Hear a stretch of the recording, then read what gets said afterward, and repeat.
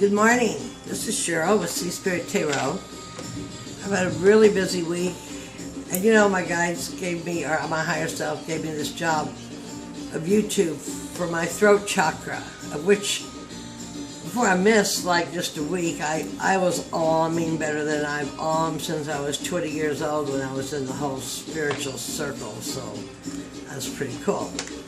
Anyway, it's really hard to get on here today, and I've already taken 30 seconds about that. So, I am here to do the response of the major arcana, and most interesting, this is probably one of the hardest ones for me to do, that has been for me to choose. And Patsy, I know she said she chose the 8 decks next to her. I only have like maybe 10 decks. So I ended up with 8 decks actually that were sitting here. So here we go with my people. The Fool, believing. I love that he's just willing to go through anything, knowing that his vibratory rate is high enough. You know, is this dirty emotions? Is this, what is this? You know, the fish biting at him, but he moves on. And I believe that's a new moon, not an old moon. I have to look at a moon chart, I guess. But I just really like this guy. I just like the way he takes off into the density of this body to see what he can accomplish. And of course, number 2, the Magician. Mastership is from, this is the Deviant Moon, of course. I just forgot this lady's name, Marielle, because the Metatron's cube to me is, it's all frequency, it's all geometrics. You know, you are here, you are here, you are here, you are here. And then off of each one of these is a whole nother here. So there's so much that you can create and do. So by far, this is my favorite Magician. Maybe my other favorite Magician would be as the Marseille, where he has all the tools on the table, but he could be a delusionary street magician. So the importance is, which magician are you following? My favorite Hathor card is no surprise. It's the one I use every time. It's got a new moon. My favorite Hathor. High Priestess. This is from Dion Fortune. Between the pillars, the waters of emotion, the reflection behind her, the new moon. It's a new moon here. It's a new moon, old moon when I look there, but I'll see what it looks like. I'll still get confused on when this plays back. This is Hathor. Hathor wrote the Book of Love. Hathor wrote the Book of Tarot, energetically. There's much to say about that. Many people study, but I kind of like that story. My favorite Empress card is from the Sevenfold Mystery. And I love this with the Heart with Venus. Almost all these cards have a hound in them. I appreciate that. Her eagle is looking towards the Empress. But look, this Empress just created all this stuff, and she is so relaxed. She's just hanging out with her hawk, her eagle, her dog, and even has her crown resting in her lap. Most fruitful card, beautiful colors. My favorite Empress. My favorite Emperor. Leadership.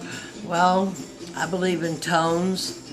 I believe in frequency. It's all frequency. And the frequency is geometry. And it comes in many ways. It comes naturally to us as our body from the stars. And I just really, this is Dion Fortune. I like the depiction of the Empress as the constellation, the archetype. My favorite Hierophant card, which guidance, let's see what, it's the Thoth deck.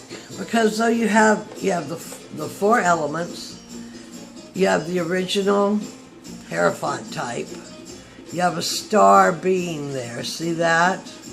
All elements. And here, You have Lady Venus with her sword of truth girdling his loins for a more, I'm shaking, sorry about that, for a more even society, non-patriarchal society. And he's given his, okay. Beautiful card, beautiful card. What's that on his head? I don't know. Whoops, wrong deck. My favorite lover's card, which can be, you know, like we know it can be, is our love of ourselves. But this one I chose for the duality within us, or the duality that we would choose. And I chose this card because I just think this is a beautiful card with the pink and the blue and the purple, the heart, the higher self. I just love that card. Dragon deck. Old dragon deck. But Chariot, I chose this one from the Marielle. Don't ask me why. It's a Cancer card, so I guess this is the moon. The peak in the heart, the high heart, chakra. The wolf is my spirit animal from the east. I just chose this card because I like it. And I didn't go back and read in the book what her interpretation was. This is like the dragon one. I'm doing it on the art, colors, and the feelings it gives to me. Okay, I have two different lists here. Instead of strength, I'm doing justice. And this is for the Marielle.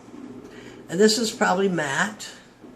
And she's got the feather. So she has the feather and the sword. I don't know what she's got here. The feather. It's a feather with a coil. You know, now that I show this card, I really don't know. But I just think it's a really pretty card, and that's why I will choose it. Judge ourselves. We're all just beautiful. And if it is Matt, which I think it is, the teachings of Matt, it was said the 10 Commandments were taken from the teachings of Matt. And there is that deck about him when we were all at the Halls of Amenti together. And those are all integrity actions that we should all be living. Okay, where are we at? The Hermit. My favorite is Thoth. He has fertilized the new egg of a new consciousness. Remember, energy responds to your consciousness. Here's their hounds of hell. I forget their name. Knowing yourself and rebirthing yourself after going so deep within yourself. I don't know. It's just the one that came out. It's my favorite.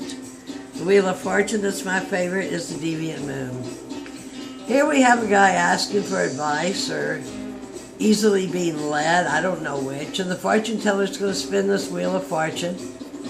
And is this little, whatever it is, going to go to work on the inside of himself, or is he going to take what fate deals him? I just think this card is fun. I think it's pretty. Wink, wink. Then we have Strength, of which I go to Lust with a Crowley card, because you have slayed the seven-headed beast. And you have become, by accepting, allowing, experiencing, loving even those experiences about you that were so awful, you have become your golden holy grail.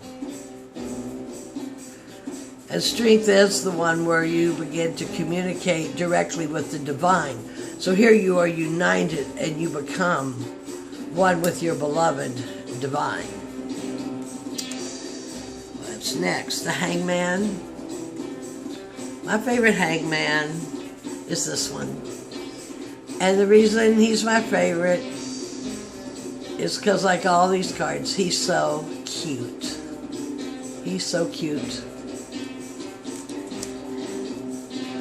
death. My favorite is the Crowley deck because there is so much action in showing new life and the geometric frequencies for the putrefaction and decay. I think that card's cool. How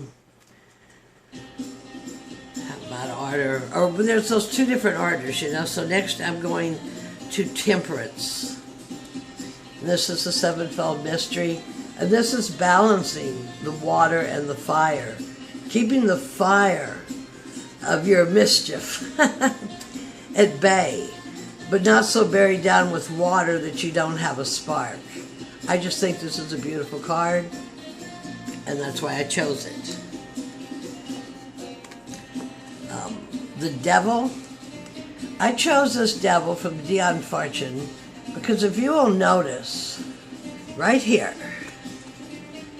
you see the Kundalini, the Caduceus, and it only goes almost, maybe, or maybe to the solar plexus. And it is showing what we believe, paradigms and actions that keep us chained in the lower chakras. I love this card. Sorry that there's a glare. I love it. You can actually see how far society, if you follow everything that they say, allows you to evolve. My favorite Tower card is this one from the Book of the Dead, the Santa Muerta. This is, if you look at the card this way, they're going all kinds of which ways. And there's people coming out from everywhere. And the card is like totally reversible. See, and then the people are doing different things. Up and down the staircase. Reminds me of the staircase in Harry Potter. The stairs were always moving. There are so many changes and options, and how we decide to handle, to flow with them, is so representative on the outcome. Energy responds to consciousness. The energy is here to serve us. It's frequency. Keep your frequency as high as you possibly can. The star I chose for the beauty of it. Here we have all the plant, you know, there's usually is the knowledge of the stars. And this one it says, you know, is this a reminder of where you came from? Is this a reminder of who you are? But this one was chosen exactly because I think the colors and everything about it are just beautiful. Looking for a new direction there. My favorite moon card, it's a Crowley card. Here we got all the rhythms and frequencies and the tears of the moon. This is supposed to be a scarab beetle, but she made it a lady, Frida Harris made it a spider. This is the sun of the night, where you can see maybe in the night, but it's just got so much movement and energy. And the colors, of course, are fabulous. And I don't know all my Egyptian people. I mean, they all look like Thoth to me if they got a bird head, but maybe it doesn't matter. This is where you can actually see. And actually where these intersects are 0-point energy that form the vortex that you can enter into a new way of being. Next card I have is the Sun. And I chose the Marielle because she does such a good job of showing the person inside the sun. You have learned what your soul sun source is. Yeah, I did streaks for lust. I get them mixed up with all the different. But anyway, you have become the sun. You have become known of your divine to your divine of who you are. My favorite judgment card, hands down, for the Dark Mansion. don't take it so serious. These people are coming back at a party. Look at this. I think this is one of the most fun tarot cards I've ever.